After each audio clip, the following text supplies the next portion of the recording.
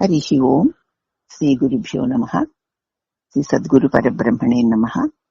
తత్వసారంలో స్వామి చెప్తున్నారు సాధకుడికి, కష్ట సుఖములు ఓర్చుకోరన్నా, ద్వంద్వంబులన్నీ ధీర బుద్ధితో గెలుచుకోరన్నా.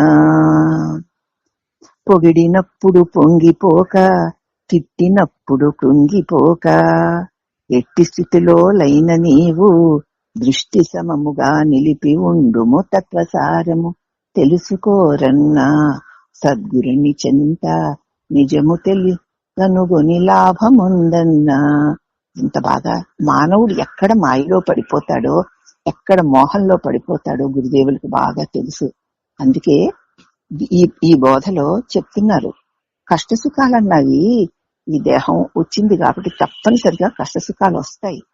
వాటిని మనం ఓర్చుకోవాలి.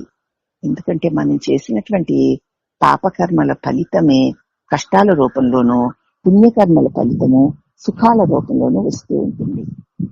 కష్టము, పాపకర్మ ఫలితమైన కష్టము గడిచిన వెంటనే మళ్ళీ పుణ్యకర్మ ఫలితమైన సుఖం వస్తూ ఉంటుంది. అలాగే పాపకర్మల్ని అనుభవిస్తున్నప్పుడు కూడా పుణ్యకర్మ పనిచేస్తూ ఉంటుంది. పుణ్యకర్మలను అనుభవిస్తున్నప్పుడు కూడా పాపకర్మ పనిచేస్తూ ఉంటుంది. ఎందుకంటే ఒక కోటీశ్వరుడు ఉన్నాడు అనుకుందాం, అతడికి మహారోగం వచ్చింది. అతడు ధనం ఉంది కాబట్టి పెద్ద పెద్ద డాక్టర్లు చూపించుకుంటూ చాలా పెద్ద వైద్యం చేయించుకోగలుగుతాడు, అవునా? మరి అదే ఒక బీదవాడు ఉన్నాడు, అతడికి కూడా పెద్ద రోగం వచ్చింది, కానీ అతడు మరి పెద్ద మహావైద్యాలు చేయించుకోలేడు కదా. ఇక్కడ ఈ కోటీశ్వరుడికి పాప ఫలితం వల్ల రోగం వస్తుంటే పుణ్య ఫలితం వల్ల పెద్ద వైద్యం చేయించుకోగలిగేటువంటి సౌలభ్యం లభించింది. అలాగే ఈ పేదవాడికి రోగం వచ్చిందనుకోండి, అతడు వైద్యం చేయించుకోలేడు. పాప ఫలితం వల్ల రోగం వచ్చింది, ఇంకా పాప ఫలితం వల్ల వైద్యం కూడా చేయించుకోలేకపోతున్నాడు. కానీ అతడికి ఏదో ఒక రూపంలో భగవంతుడు మట్టేస్తే మన్నయ్యేలాగున పెద్ద వైద్యాలు చేయించుకోకుండానే చిన్న చిట్కా వైద్యాలతో అతి రోగాన్ని పోగొడుతూ ఉంటాడు. ఇటువంటి చిత్రాలు మనం చాలా చోట్ల చూసాం. కాబట్టి భగవంతుని కరుణ సుఖ దుఃఖాల రూపంతో, కష్ట సుఖాల రూపంతో నిరంతరము మన ప్రారంభాన్ని మనకి ఇవ్వబడుతూ ఉంటుంది. కాబట్టి ధీరుడైన వాడు ఈ ద్వంద్వాలన్నిటినీ ధీరబుద్ధితో గెలుచుకుంటాడు. ఓహో, చేసిన కర్మల ఫలితాలు ఇవ్వబడుతున్నాయి. ఆ ఇవ్వబడినప్పుడు కూడా ఆ పారమైన పరమాత్మ కరుణ నా యందు నిండే ఉంది అని ధీరబుద్ధితో ఈ ద్వంద్వాలన్నిటినీ గెలిచి నిలబడగలుగుతాడు. అంతేకాకుండా లోకంలో మనల్ని ఎవరైనా పొగిడారనుకోండి, ఆహా ఓహో అని పొంగిపోతాం, 10 మందితో చెప్పుకుంటాం, అదేదో పెద్ద ఘనత అనుకుంటాం.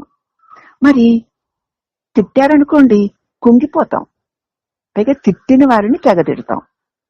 ఇవన్నీ లోకంలో తప్పకుండా జరుగుతున్నాయి. మరి నువ్వు మంచి పని చేసావు కాబట్టి పొగిడారయ్యా, సంతోషిస్తున్నావు.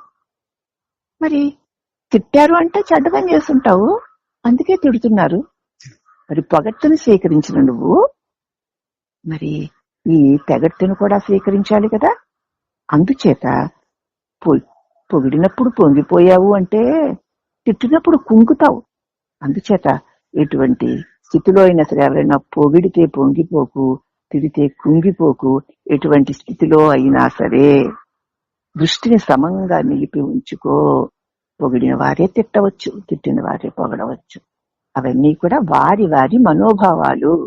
అన్నిటికీ ఆ పరమాత్మయే సాక్షి అని నువ్వు వాటిని వేటిని స్వీకరించకుండా పరమాత్మ భావాన్ని పట్టుకుని నువ్వు నిలిచి ఉంటే ఈ జీవితంలో వచ్చేటువంటి కష్ట సుఖాలని, సుఖ దుఃఖాలని, పొగడ్తలని, తెగడ్తలని అన్నిటినీ అవలీలుగా అంటుకోకుండా దాటిపోగలుగుతావు నాయన అని హితువు చెప్తున్నారు సద్గురుదేవులు శ్రీ విద్యా ప్రకాశానంద స్వాముల వారు.